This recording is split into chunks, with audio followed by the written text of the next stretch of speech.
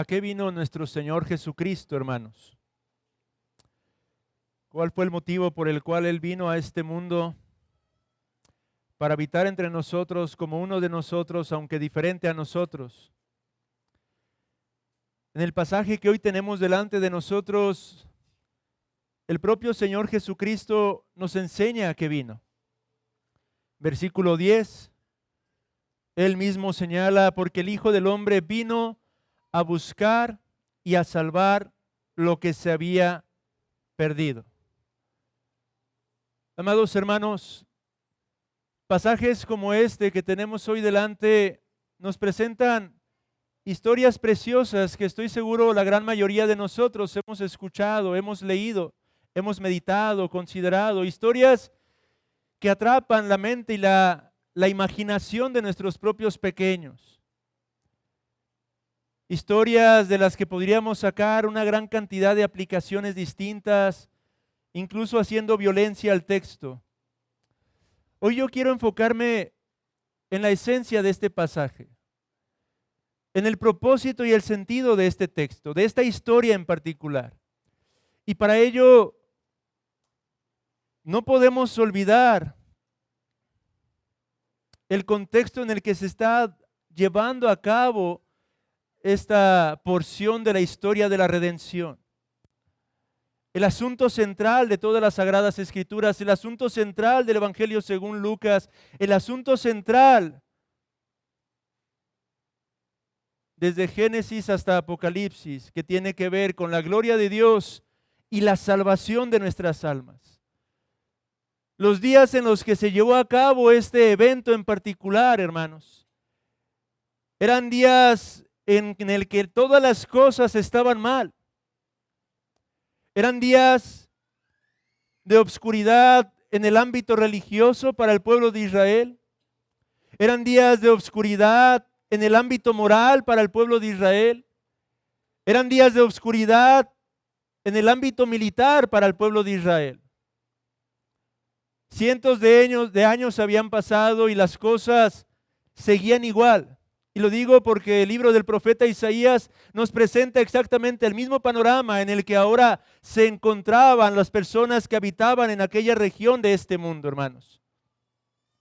En Isaías capítulo 1, el profeta comienza hablando acerca del diagnóstico del pueblo, de las causas que lo habían llevado a la condición en la que ellos se encontraban, y eventualmente Isaías habla acerca de un remedio para esa condición en la que ellos se encontraban. Isaías capítulo 1, usted quizás recordará, el profeta describe el pecado en el que se encontraban los israelitas de aquella época, y esa misma descripción bien podríamos aplicarla a los días en los que nuestro Señor Jesucristo se encontraba en aquel lugar llamado Jericó cuando tuvo aquel encuentro con Zaqueo.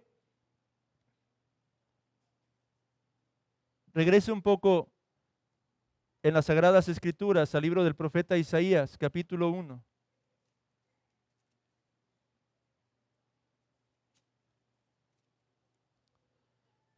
Y quizá empezará a recordar un poco de todo lo que Isaías describe a través de ese capítulo tan fuerte.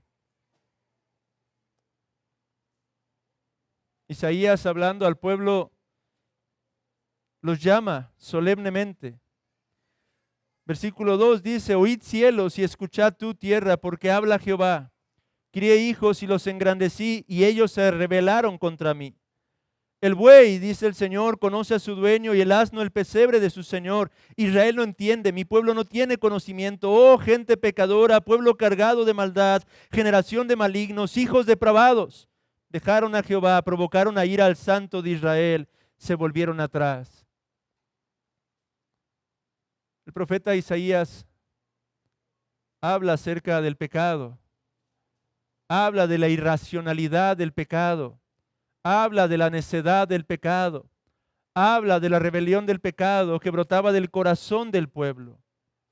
Pero también habla de las consecuencias de ese pecado. En ese capítulo número 1 describe gráficamente a estos israelitas como si estuviesen enfermos, como si no hubiera absolutamente nada sano en ellos, desde la planta de los pies hasta la coronilla de la cabeza. Dice, todo es podrida llaga. Describe entonces las consecuencias del pecado.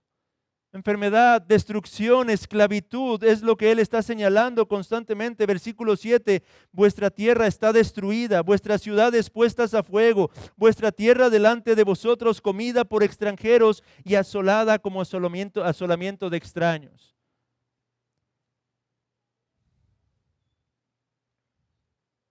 Esa es la condición en la que se encontraba el pueblo en Isaías.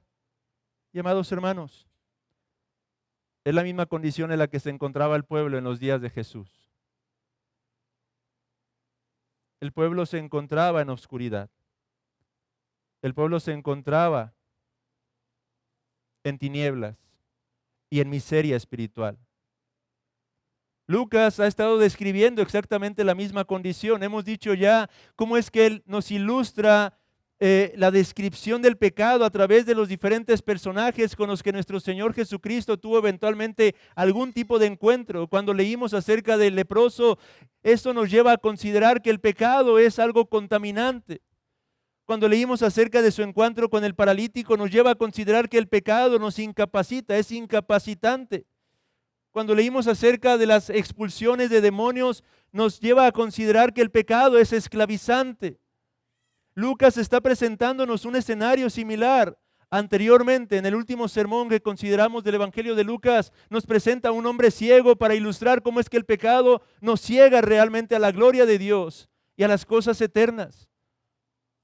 El pueblo en aquellos días se encontraba entonces en la misma condición de pecado que en los días de Isaías.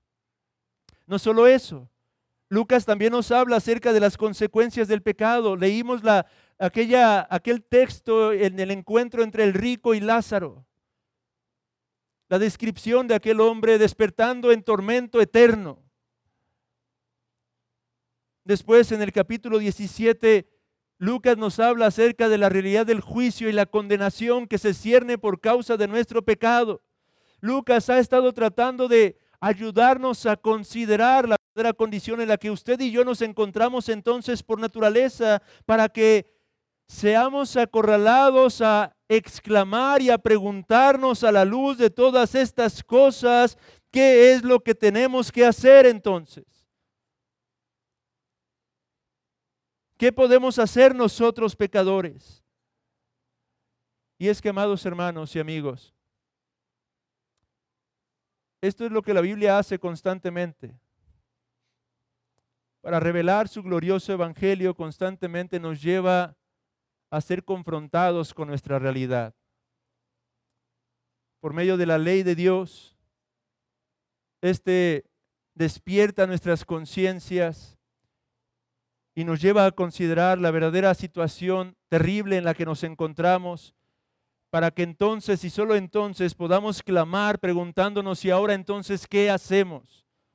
El apóstol Pedro, en aquel gran sermón de Hechos, capítulo 2, versículo 37, hizo exactamente lo mismo. Presentó la verdadera condición de miseria en la que se encontraba el pueblo, y en respuesta a esa situación, los hombres clamaron preguntando: ¿qué haremos?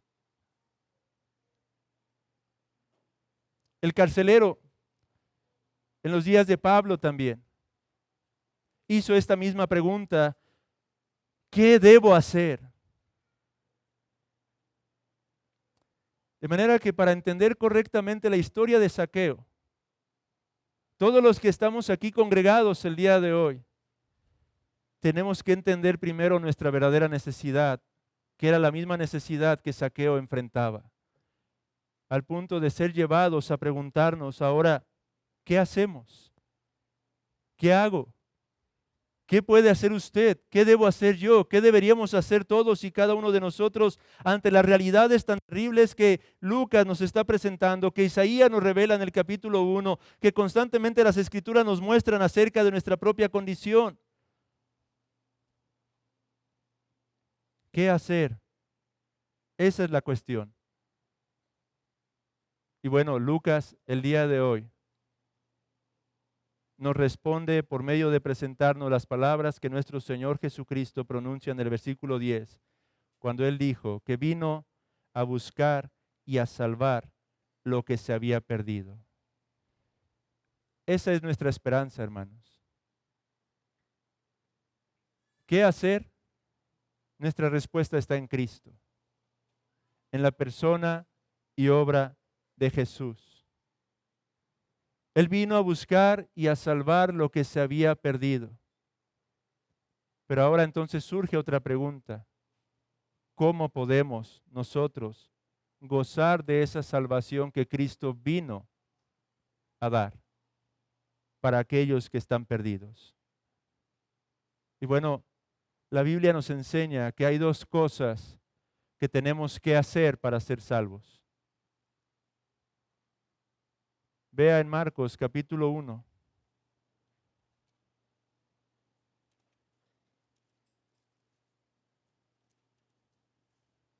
Versículo 15. Jesús dijo: el tiempo se ha cumplido y el reino de Dios se ha acercado. Arrepentíos y creed en el Evangelio. Esto es lo que nos demanda la Escritura a cada uno de nosotros para que seamos salvos. Arrepentimiento y fe. En Hechos capítulo 20, versículos 20 y 21, el apóstol Pablo dice exactamente lo mismo. Cuando está exhortando a los ancianos en Éfeso, él les dice: y como nada que fuese útil, he rehuido de anunciaros y enseñaros públicamente y por las casas, testificando a judíos y a gentiles acerca del arrepentimiento para con Dios y de la fe en nuestro Señor Jesucristo.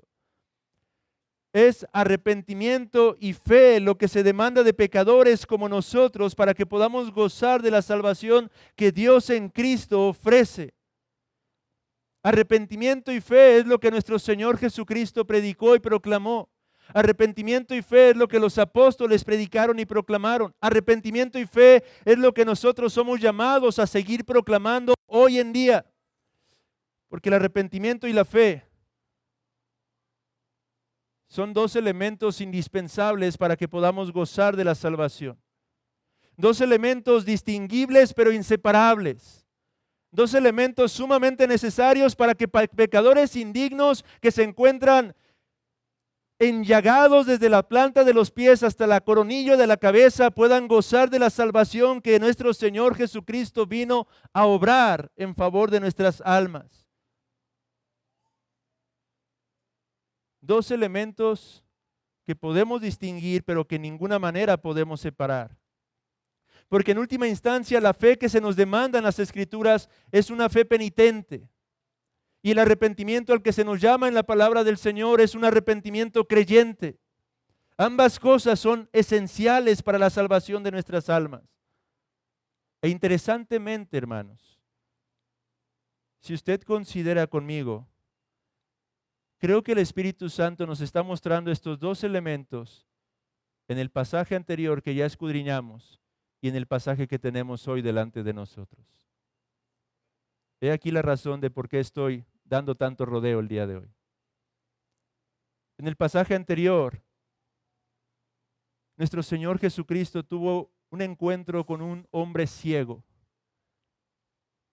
Ciego físicamente, pero que tenía una vista espiritual. Un ciego que por fe pudo ver al Mesías, aun cuando físicamente no era capaz de contemplarlo. Un ciego que por medio de la fe llegó a gozar de la salvación que tantos de nosotros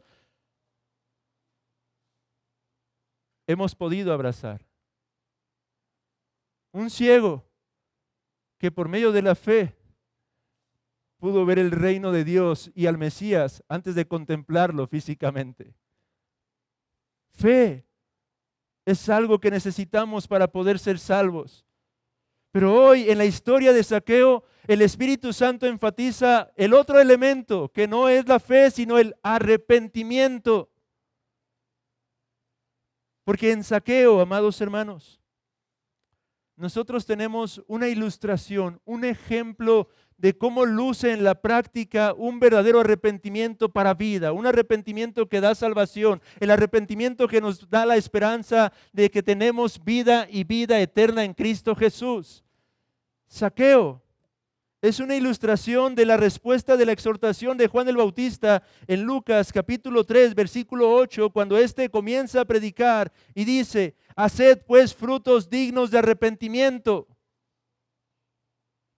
Aquel hombre, en el poder del Espíritu Santo, se levanta y comienza a proclamar, a llamar a las multitudes, a llamar a aquellos hombres religiosos, a aquellos judíos que creían tener paz con Dios en virtud de ser meramente descendientes de Abraham. Y les dice: ustedes tienen que arrepentirse y hacer frutos dignos de arrepentimiento. Bueno, hoy, Lucas 19 del 1 al 10, nos presenta un hombre que atendió a este llamado y arrepentido mostró frutos dignos de arrepentimiento, dignos para la vida y para la salvación eterna de su alma, hermanos. Zaqueo entonces hoy, hermanos, nos deja ver de una manera práctica, experiencial, lo que implica arrepentirse de sus pecados. Eso es algo que me gusta de los evangelios. Las cartas en el Nuevo Testamento nos presentan la doctrina de una manera teórica en un sentido, aunque experiencial en otro. Pero en los evangelios podemos ver toda esa doctrina aplicada de forma experiencial, a través de los encuentros que nuestro Señor Jesucristo mantiene con los diversos hombres, mujeres. Podemos contemplar y considerar de una forma gráfica lo que implica la doctrina que tenemos contenida en las diversas cartas. Y hoy en Zaqueo podemos contemplar lo que es el verdadero arrepentimiento. Y dicho sea de paso, esto es sumamente útil para aquellos que no están en Cristo, pero sobre todo aún también para nosotros los que decimos estar en Cristo. Porque el arrepentimiento para vida, amados hermanos, no es algo que ocurre una sola vez y ya. Es algo en lo que tenemos que ejercitarnos constantemente todos los que estamos en Cristo Jesús. En la falta de arrepentimiento a menudo es la causa, la razón por la que tenemos tanta lucha en nuestra vida cristiana. La falta de arrepentimiento es la causa, la razón por la que a menudo no hay gozo en nuestra vida espiritual. La falta de arrepentimiento, amados hermanos, es la razón por la que usted y yo constantemente vivimos como mendigos espirituales, en lugar de hombres y mujeres que por la gracia del Señor ahora tenemos acceso a los abundantes recursos que Cristo Jesús ha conquistado por nosotros y que nos son aplicados por la obra de su Santo Espíritu. Pero el pecado a menudo, amados hermanos, viene y obstaculiza nuestro crecimiento espiritual. Viene y estorba a nuestra vida de plenitud, esa vida de plenitud que ya ha sido comprada para nosotros, amados hermanos. Esa vida de la llenura del Espíritu Santo de la que se habla tanto en las Sagradas Escrituras. Esa vida en la que nosotros podemos vivir aún sobreponiéndonos a las tribulaciones, a las angustias, a las aflicciones, por causa de lo que en Cristo Jesús es una realidad que nos ha sido dado, hermanos. La Biblia una y otra vez está llena, saturada de promesas, de verdades, de realidades que somos llamados a atesorar por la fe y a vivir en consecuencia de ello. Oh, pero el pecado, ese remanente de pecado y la falta de disposición a acudir al Señor en verdadero arrepentimiento es lo que muy a menudo estorba nuestra vida espiritual, hermanos. ¿Pero qué es el arrepentimiento? ¿Cómo podríamos definir el arrepentimiento? Bueno, yo creo que hay una excelente forma en el Catecismo Bautista, su pregunta 92. ¿Qué es el arrepentimiento para vida?, se pregunta este catecismo. Y la respuesta que se nos ofrece es: el arrepentimiento para vida es una gracia salvadora por medio de la cual un pecador, por una verdadera percepción de su pecado y la aprehensión de la misericordia de Dios en Cristo, con dolor y odio por su pecado, se aparta del mismo para volverse a Dios con pleno propósito y empeño en pos de una nueva obediencia. Así es como se define el arrepentimiento en nuestro Catecismo Bautista. Vuelvo a leerlo. El arrepentimiento para vida es una gracia salvadora por medio de la cual un pecador, por una verdadera percepción de su pecado y la aprehensión de la misericordia de Dios en Cristo, con dolor y odio por su pecado, se aparta del mismo para volverse a Dios con pleno propósito y empeño en pos de una nueva obediencia. Esa es la forma en la que nuestro catecismo entonces define el arrepentimiento. Pero quiero, antes de mencionar dos elementos que podemos encontrar en el arrepentimiento de Zaqueo sumamente importantes, de forma práctica y experiencial, enfatizar otro aspecto que también esta historia nos enseña acerca del arrepentimiento, y es que dice nuestra definición que el arrepentimiento para vida es una gracia salvadora.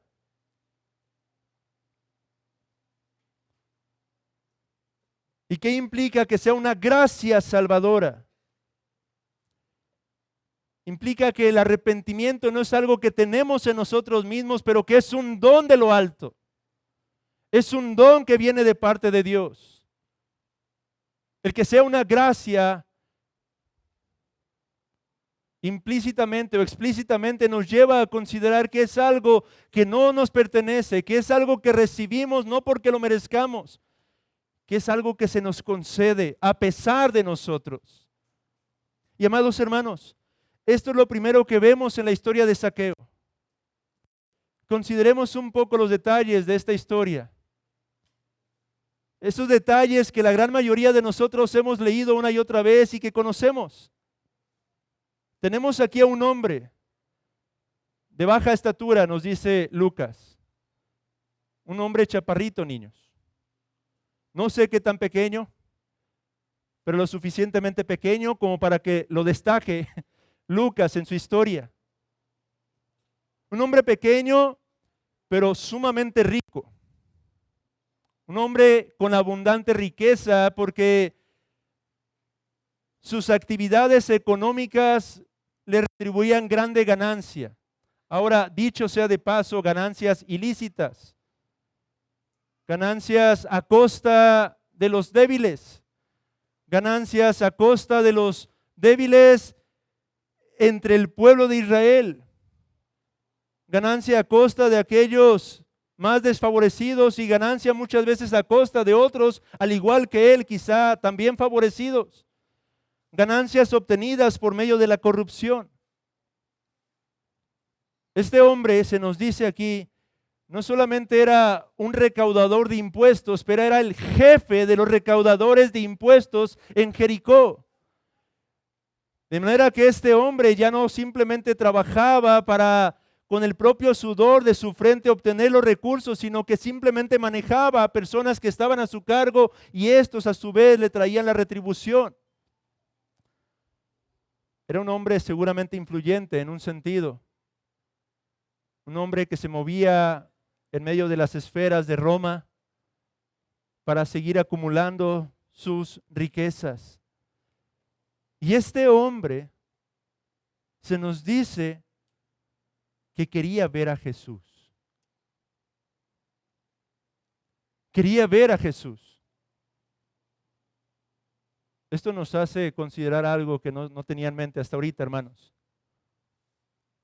Amados hermanos, nunca demos por sentado que una persona no puede llegar a conocer a Cristo.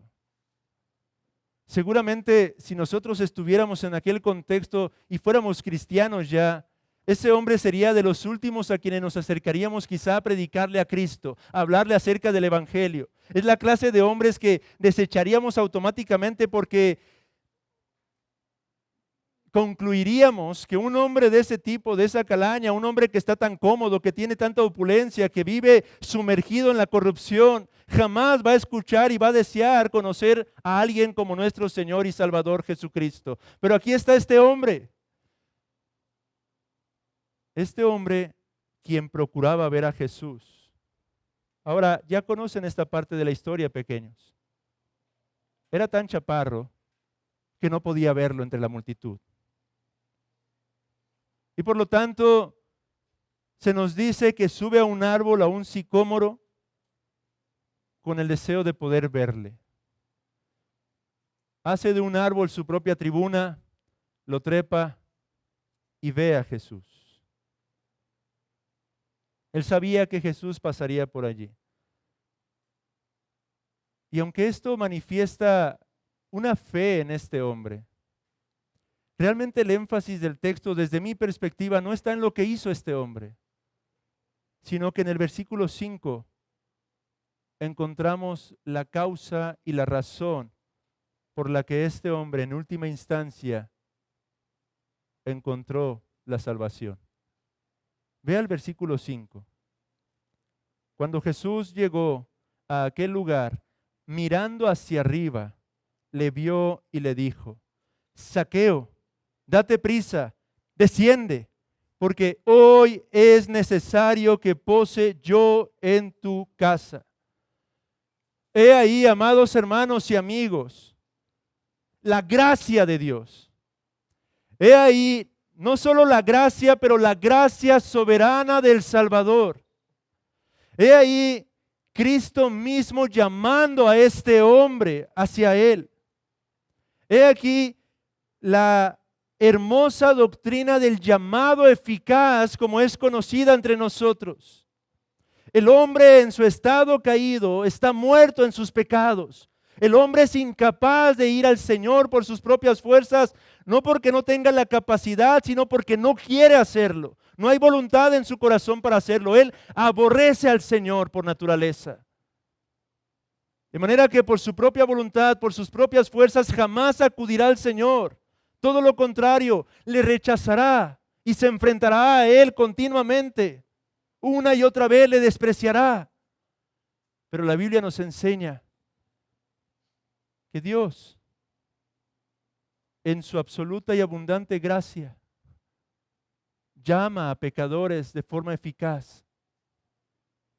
Lo que implica que el Señor lo que hace al llamar a un pecador es que por la obra del Espíritu Santo trae convicción de pecado en sus corazones, iluminando sus mentes acerca de Cristo, renovando su voluntad, persuadiéndonos y capacitándonos para abrazar a Cristo, quien se nos ofrece libremente por medio de la proclamación del bendito Evangelio.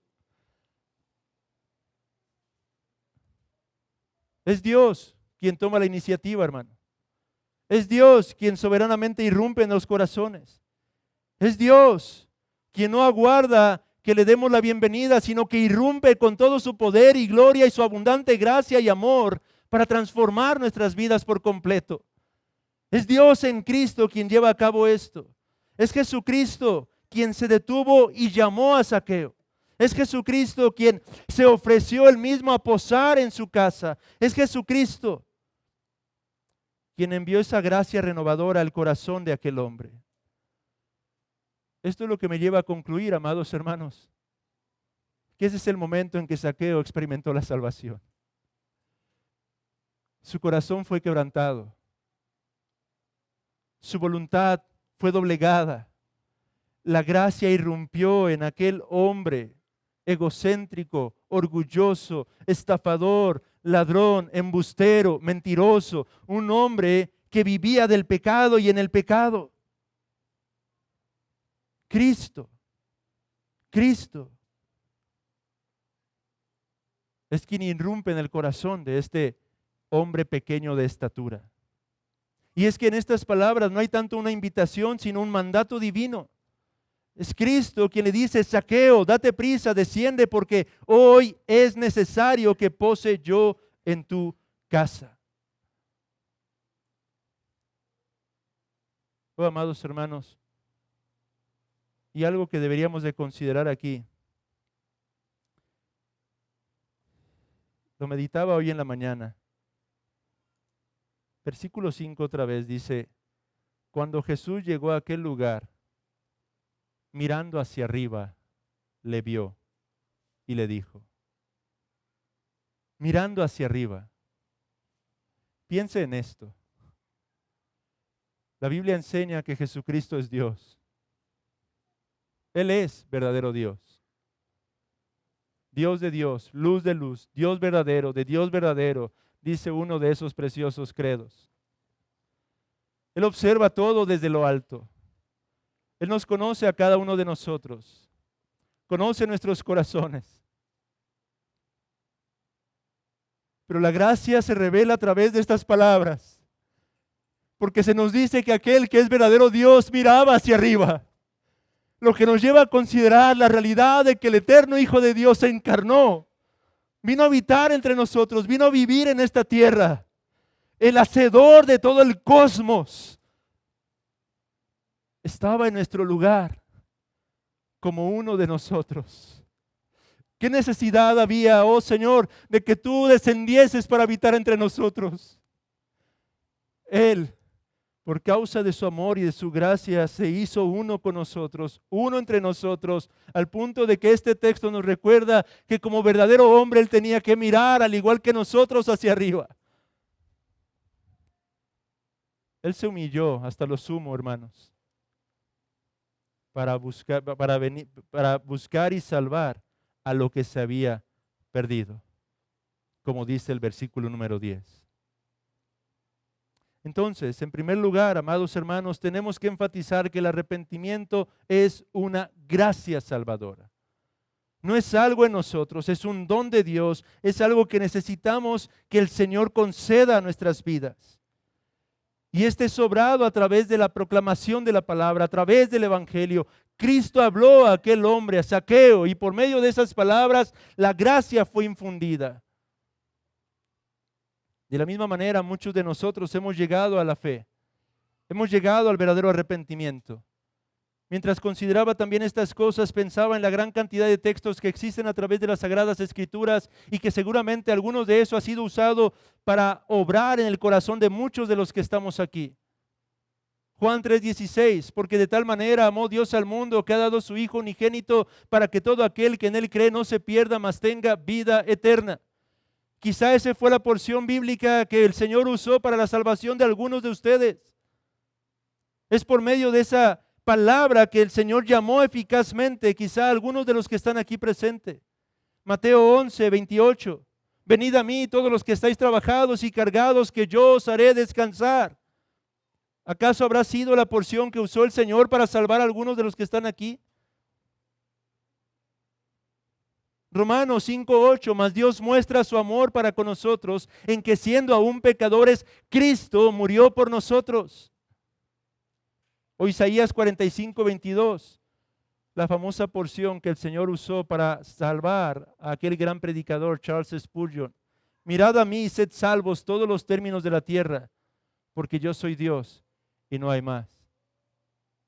O Jeremías 33:3, que es la porción que el Señor usó para llamar eficazmente mi propia alma. Clama a mí y yo te responderé y te enseñaré cosas grandes y ocultas que tú no conoces. Dios usa su palabra como un medio de gracia para salvar por medio de ese llamado eficaz que se opera en el corazón de pecadores indignos como nosotros. Pero el verdadero arrepentimiento, hermanos, contiene al menos dos elementos esenciales que podemos considerar hoy en la historia de Zaqueo: confesión y cambio de vida. Son dos cosas que deben de estar involucradas en un verdadero arrepentimiento: confesión y cambio de vida. La confesión viene de un pleno conocimiento o conciencia del pecado, que eventualmente conduce a una vida completamente nueva. La confesión es algo que surge de la conciencia que el Señor obra en nuestros corazones acerca de nuestro propio pecado. Ahora, quiero traer un elemento particular que rara vez es mencionado en los comentarios teológicos acerca del pecado y del arrepentimiento. Y esto es algo que estudiaba esta semana. Cuando hablamos de arrepentimiento, podemos considerar esta gracia salvadora desde una perspectiva particular. Arrepentirse, popularmente, y ahorita vamos a hablar de eso, se conoce como un cambio de mente. Ese es el significado de la palabra griega que se usa para arrepentimiento. Pero arrepentimiento también tenemos que considerarlo como un repensar las cosas. Arrepentimiento implica pensar otra vez, pensar de nuevo. Martin Lloyd Jones es quien usa este concepto para hablar acerca del arrepentimiento y me pareció sumamente práctico y necesario abordarlo desde esta perspectiva aún, porque creo que se vuelve muy claro para incluso aquellos que entre nosotros se encuentran congregados hoy, están luchando, dudando o no logran entender el verdadero arrepentimiento para vida. Él dice que es necesario que el pecador haga un alto y repiense las cosas. Piense otra vez, piense de nuevo. ¿Y qué implica pensar de nuevo? El arrepentimiento, amados hermanos, debe de llevarnos a hacernos preguntas que son sumamente importantes. Pecador, el arrepentimiento debe de llevarte a considerar las cosas esenciales. Preguntas como, ¿hacia dónde voy? Preguntas como, ¿cómo es que he llegado hasta aquí? Preguntas como, ¿por qué ahora no soy lo que antes solía ser? Preguntas como, ¿cuál es el sentido, el significado de esta vida, de mi vida? Preguntas como, ¿para qué estoy aquí? ¿Para qué existo? ¿Cuál es mi propósito? ¿Cuál es el fin? ¿Qué pasa después de la muerte? ¿Por qué hay cosas que son ciertas de mí que antes no lo eran? ¿Qué es lo que ha provocado esta actual condición en mi propia vida? ¿Por qué hago lo que hago día tras día? ¿Qué es lo que he obtenido hasta el día de hoy con estas cosas? ¿Qué ventajas he podido adquirir en esta forma de vida? Es decir, arrepentimiento implica, amigo, hermanos, que el día de hoy hagamos un alto. Yo no sé cuáles sean tus circunstancias actuales, pero que puedas considerar si hay luchas en tu vida, ¿por qué están estas luchas? Si hay aflicción, si hay dificultad financiera, económica, en el matrimonio, en tu trabajo, en tu negocio, en tu empresa, en tu salud. Haz un alto el día de hoy y repiensa. Y haz estas preguntas. ¿Cómo es que estoy en donde estoy en estos momentos? ¿Cómo es que he llegado hasta este punto? ¿Qué es lo que me ha llevado hasta aquí? Preguntas que nos pueden llevar a reconocer y a ver la verdadera causa detrás de nuestros problemas. Y esa causa a menudo es pecado. Por eso es que ahí comienza el arrepentimiento. El hijo pródigo, usted recordará cuando leímos ese texto, él hizo un alto y entonces nos dice el pasaje que volvió en sí. Este volver en sí, amigo, es fruto, es resultado de una reflexión profunda acerca de tu situación, de tu necesidad, de tu condición. Una reflexión que nos lleva a una respuesta inevitable. La causa detrás de todo esto a menudo es el pecado. La causa a menudo detrás de esto es nuestra rebelión en contra del Señor. Este es un ejercicio sumamente importante para todos y cada uno de nosotros, aún como cristianos, hermanos. Detente el día de hoy por un momento y pregunta, ¿cómo es que estoy en esta situación? ¿En qué áreas me he estado rebelando quizá contra el Señor? Esto, hermanos, es algo de lo que quizá hizo Zaqueo. Él vivía entre riquezas, él vivía entre lujos. Pero ¿de qué le servía todo eso? ¿De qué le servía eso, esas riquezas y abundancia material? Quizá él habrá considerado qué ocurrirá conmigo después de la muerte. ¿Qué es lo que en realidad poseo? ¿Qué es lo que en realidad tengo? La gente lo menospreciaba, lo despreciaba a su alrededor. Cuando Cristo entra a compartir la mesa con todos murmuraban a causa del rechazo que la sociedad tenía para con él.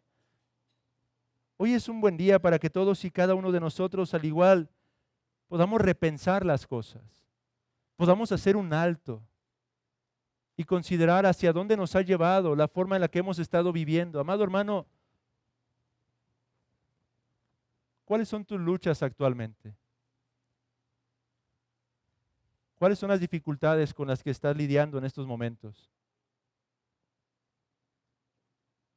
¿Cómo es que estás en ellas? ¿Cómo es que has llegado allí? ¿Qué es lo que te ha ido arrastrando? ¿Estás en absoluta frialdad espiritual? ¿Cómo es que has llegado allí? Piensa y reflexiona por un momento. ¿Te encuentras esclavo a algún pecado en particular? Bueno, ¿cómo pasó?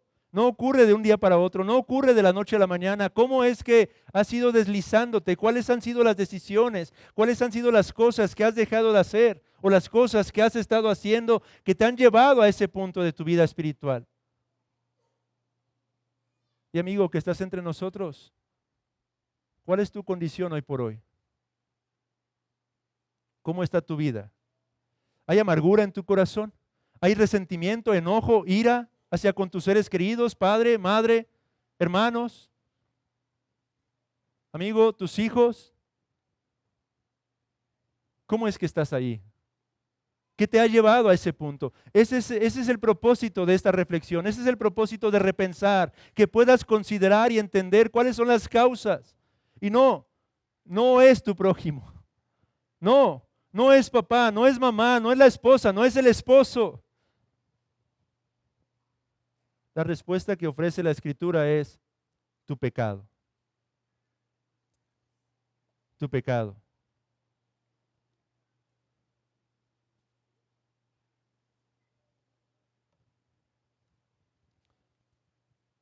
Y eventualmente, cuando nosotros somos conscientes de esto,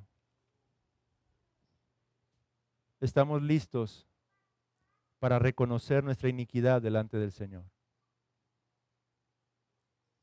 Oh, y esa es la parte más difícil. Confesar que somos responsables de nuestros propios actos y de las consecuencias que hemos cosechado a causa de nuestro pecado es a menudo lo más complicado. Porque por naturaleza nosotros tendemos a señalar y a ver el pecado de los otros y no el nuestro. Saqueo podría haber culpado a la sociedad. Saqueo podría haber culpado eventualmente a los romanos. Saqueo podría haber culpado a los fariseos. Es que estos hombres fariseos me hicieron alejarme de la religión. Esos hombres fueron los culpables, fueron los responsables con sus tantas cosas externas, su legalismo, su religiosidad externa me llevó a rechazar completamente el buscar al Señor. La falta de oportunidades es lo que me hizo buscar obtener riquezas a través de la extorsión. A menudo esa es la forma en la que actuamos cada uno de nosotros, amigos, hermanos. Hay pecado en nuestras vidas, pero lo único que hacemos es tratar de excusar ese pecado, señalando a los demás como los causantes, los responsables, los culpables.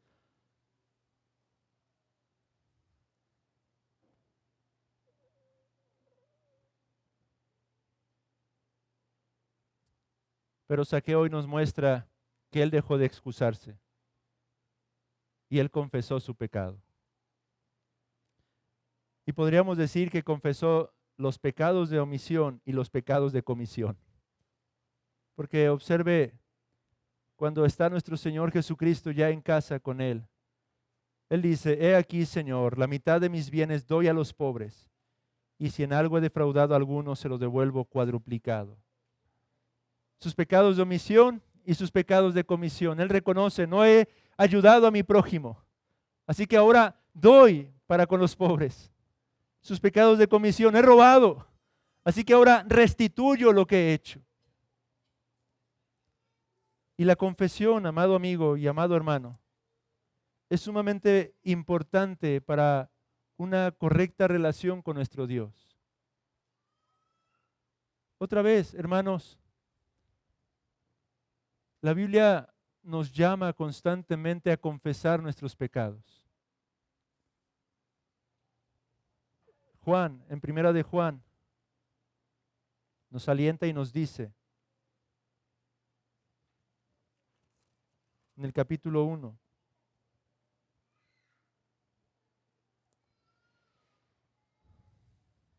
Versículo 8 dice, si decimos que no tenemos pecado, nos engañamos a nosotros mismos y la verdad no está en nosotros.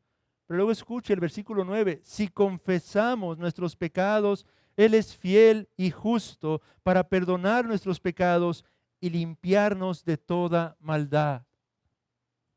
Si decimos que no es pecado, le hacemos a Él mentiroso y su palabra no está en nosotros. La confesión es indispensable para que podamos gozar de una buena comunión con nuestro Dios. Amado hermano, si pecas, si eres consciente de tu pecado, acude a la presencia del Señor y confiesa tu pecado. No endurezcas tu corazón. Sí, somos conscientes de que en Cristo ya han sido cubiertos, pero el Señor nos manda a confesar nuestros pecados. Y es que la confesión es un medio a través del cual el Señor va a mantener activa nuestra conciencia. Cuando confesamos nuestros pecados, estamos reconociendo aquellas cosas con las que estamos luchando. Cuando confesamos nuestros pecados, también llevamos gloria al Señor porque estamos otra vez reconociendo la abundancia de su gracia a través de Cristo Jesús. La confesión es un elemento vital para la salud espiritual del cristiano. A menudo podemos vivir y pasar días, semanas, quizás hasta meses, sin acudir al trono de la gracia, confesando nuestros pecados ante el Señor. La no confesión, amado hermano, a menudo cauteriza nuestra conciencia. Y es lo que eventualmente nos lleva a la frialdad espiritual. Y si esto es verdad respecto de nosotros, ¿cuánto más de ti, amigo?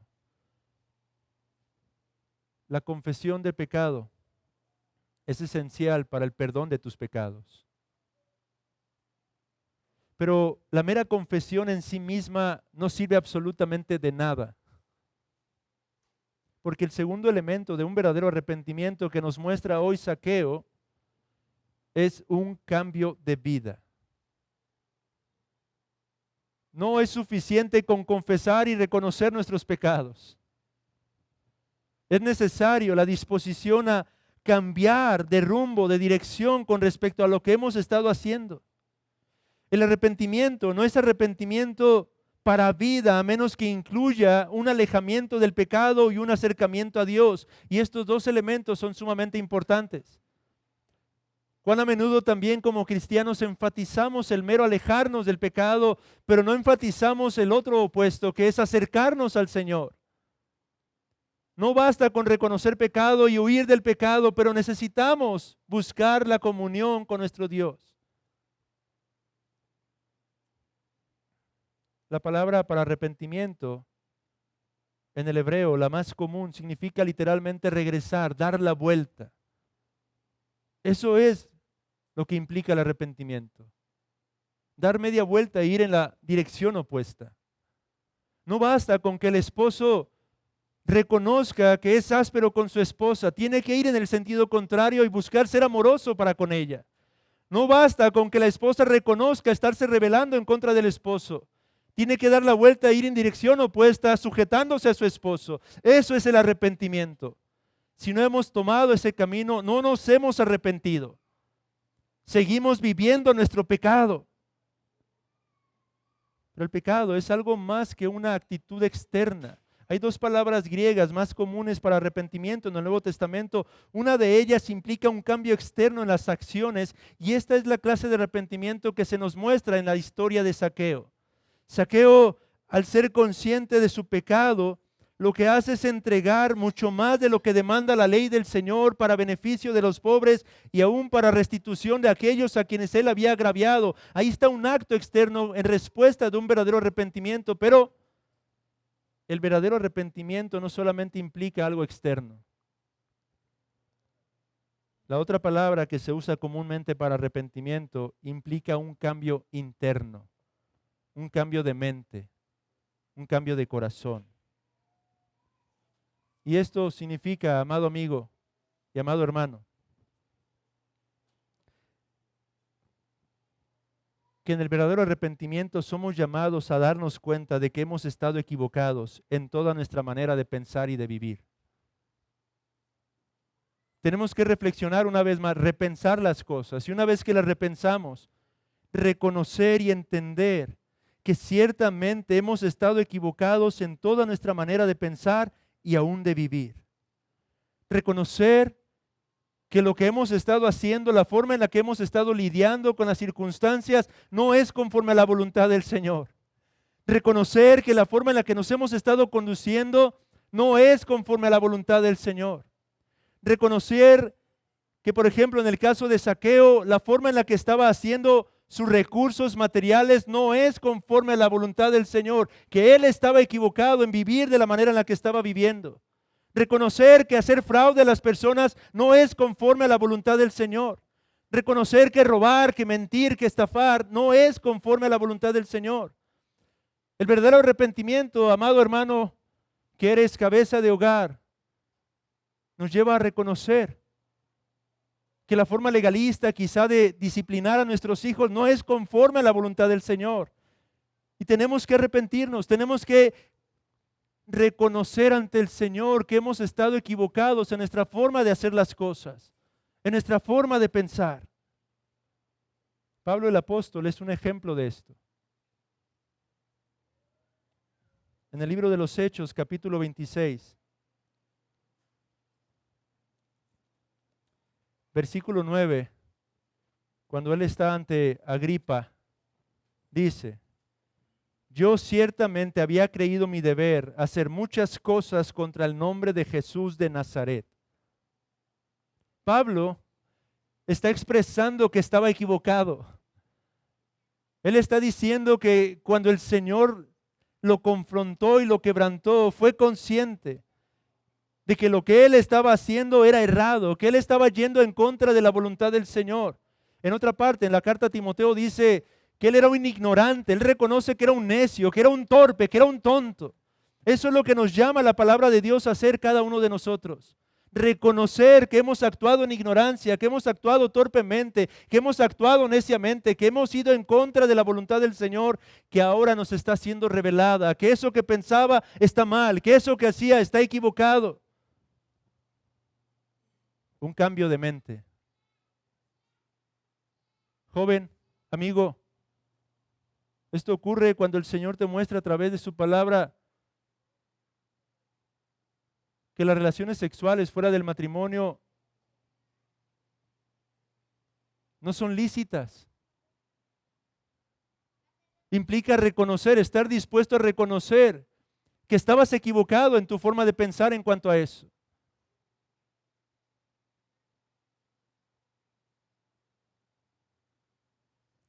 Que aun cuando el mundo, la sociedad de nuestros días dice que está bien, Dios dice que no está bien.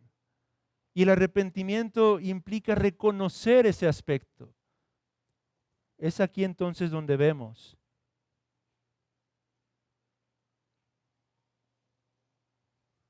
que uno de los grandes obstáculos para el arrepentimiento es nuestro orgullo.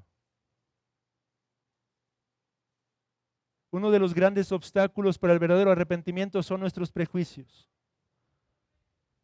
Y otro de los grandes obstáculos es el temor a las burlas, la vergüenza.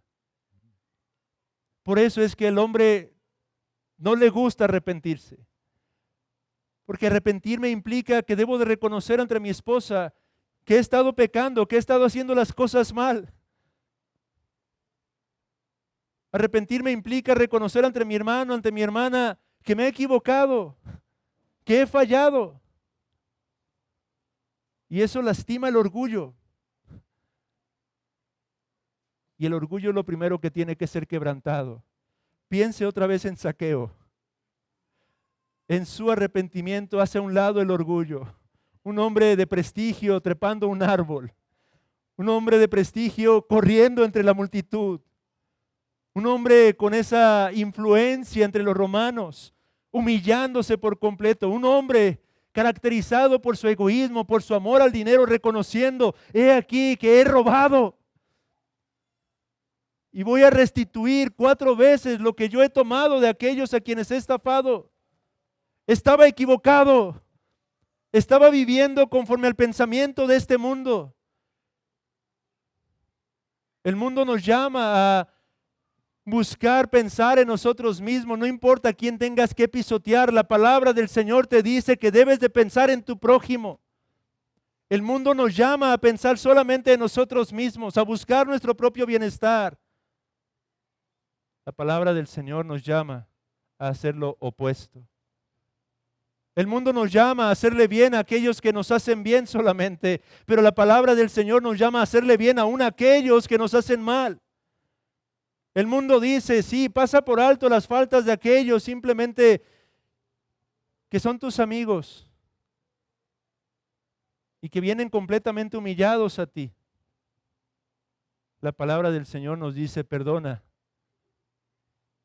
cubre las faltas, las ofensas en tu corazón y no guardes rencor, no guardes resentimientos. Haz a un lado la ira. El mundo nos enseña que es justo ojo por ojo, diente por diente. La Biblia nos enseña lo opuesto, hermanos. He ahí donde somos llamados a un verdadero arrepentimiento. Por eso es que el apóstol Pablo en la primera carta a los Corintios, capítulo 1,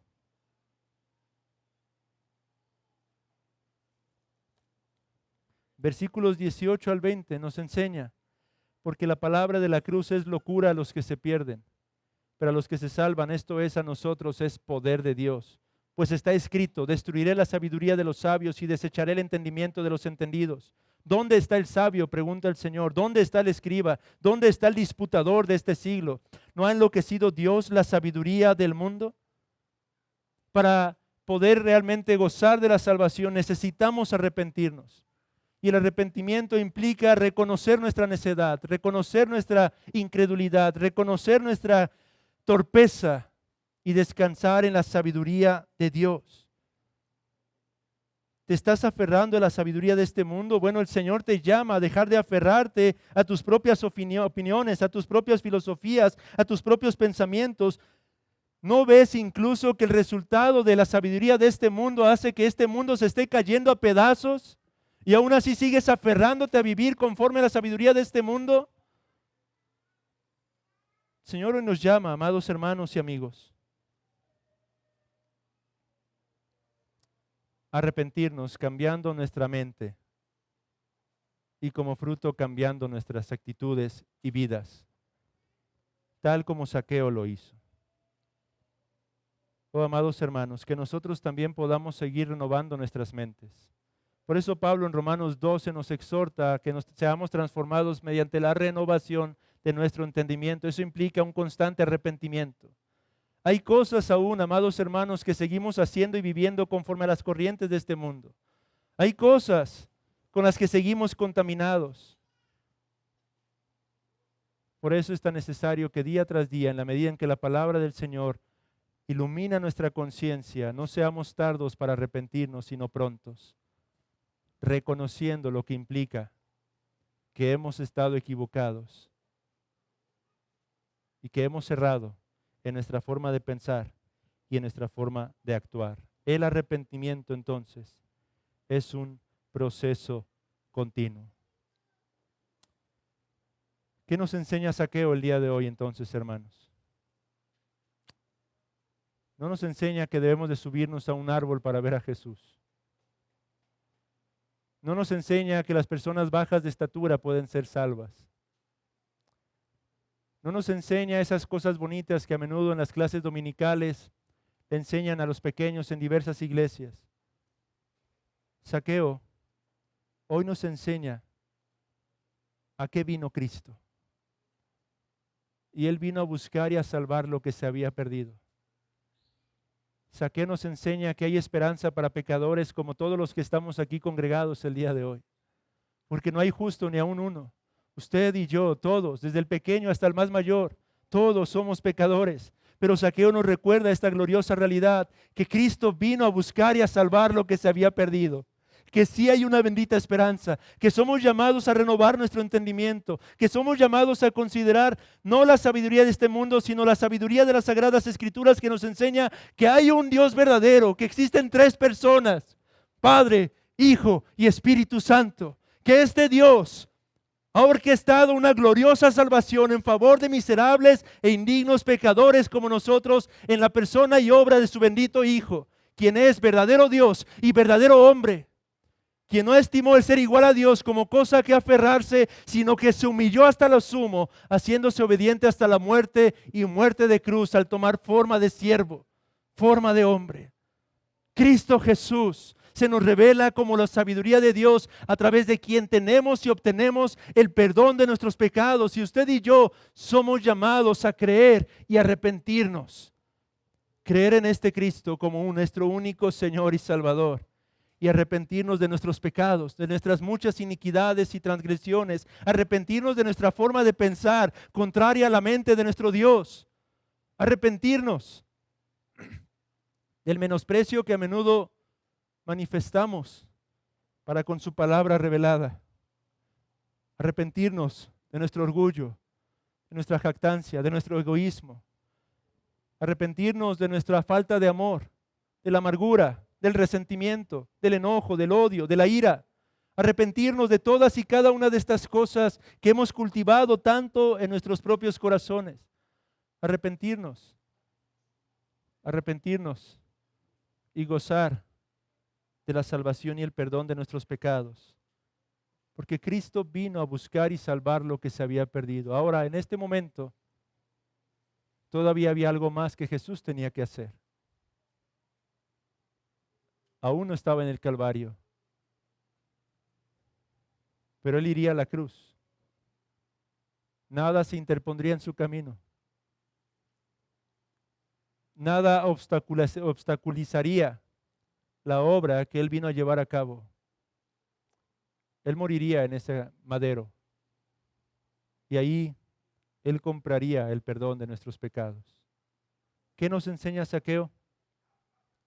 Nos enseña a qué vino Cristo y nos enseña cómo responder al llamado de Cristo. Amigo, arrepiéntete. ¿Qué es arrepentimiento? Bueno, quizá la definición no ayudó mucho porque a veces es difícil intelectualmente hablando. Pero mira a Zaqueo y entiende qué es el arrepentimiento. El arrepentimiento es dejar de hacer aquello que ahora eres consciente que es contrario a la voluntad y a la mente del Señor y comenzar a actuar conforme a la voluntad y a la mente del Señor revelada, poniendo tu confianza en Cristo, atendiendo al llamado que Él te está haciendo, morando ahora en comunión y en la presencia de Cristo como lo hizo Zaqueo. El requisito es reconocer que somos pecadores. Zaqueo no era un buen hombre y él lo sabía. Él escuchó la murmuración de las multitudes que estaban afuera de su hogar quizá. Él fue consciente de que se quejaban las gentes señalándolo como un pecador y es entonces que él reconoce, lo soy. Por eso es que voy a dar la mitad de mis pertenencias, de mis posesiones a los pobres y voy a regresar 4 veces lo que he robado. Eso es arrepentimiento, amigo. Eso es arrepentimiento. Puedes verlo gráficamente en Zaqueo. Escucha entonces hoy el llamado del Señor que hace a través de esta preciosa palabra del versículo 10. El Hijo del Hombre vino a buscar y a salvar lo que se había perdido. Y quiera el Señor que hoy este sea el pasaje a través del cual puedas gozar del perdón de tus pecados y la salvación de tu alma.